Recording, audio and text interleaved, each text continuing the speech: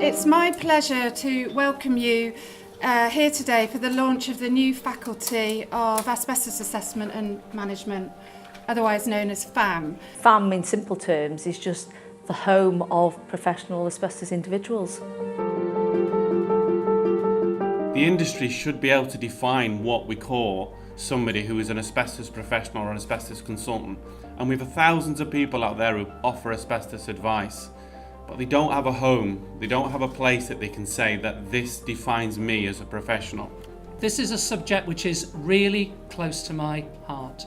Professor David Fishwick, his presentation really told us about the health hazards of asbestos and the fact that it's not a past issue, but it's very present. I know I don't look it, but I'm 32 years this year practicing as a doctor and 20 of those as a respiratory physician. And I could break your heart. The number of tragedies I could tell you about that I've dealt with over the 20 years when I've seen people with asbestos-related disease. The launch was really good. It's great to see so many people from across the sector there and some excellent speakers as well. Mavis Nye was particularly moving, I guess is the right word to describe it. My GP was telling me to go to A&E as a bed had been booked. They could see a mass, he said, a huge mass. So I did as I was told, and I booked in, and they drained 7 litres of fluid from my lung. For me, the speakers were inspirational, particularly Mavis. What she's trying to do about raising awareness is just amazing. I was the first person in the world for immunotherapy to work so well, and they really don't know why. And I have not got mesothelioma at this time. It's not in my lungs. I just want to do as much as I can and give back to the doctors that have really given me my life back. Asbestos is an issue. It's been an issue for quite a few years. It's something that we still need to tackle, but we need to be able to show that we've got professionals there now and that there's a way of being able to establish that level of professionalism within the industry. I think the messages that were portrayed by all the speakers were great. Definitely got a message across, and from the conversations that I've had in the crowd, from the people that were in the audience and watching, there's definitely a lot of interest.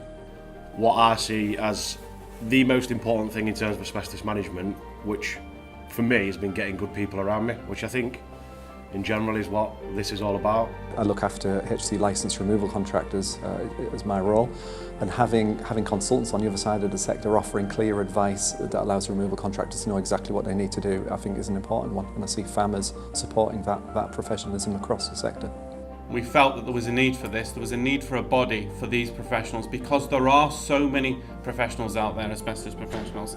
Currently, the qualifications I hold do not sit anywhere, and it just means it makes it difficult for me to demonstrate my competence in relation to the qualifications that I have. Qualifications on their own don't actually mean that somebody's good at the job. It just means they've taken a course, they've passed an exam, but there's no ability then to be able to demonstrate how good they are afterwards, which FAAM will be able to provide that now. So if somebody's qualified as a CCP for asbestos, but also they're linked into a professional society like FAAM, from a client point of view, that's what you need. You want to have that reassurance. I suspect everybody in the room will have some way in which they can make my job easier in the future to reduce the burden, the horrible burden of ill health related to asbestos. Good to see obviously a lot of professionals there from the HEC and occupational hygiene background, but also obviously people from other societies like sort of responsible persons for asbestos, asbestos managers.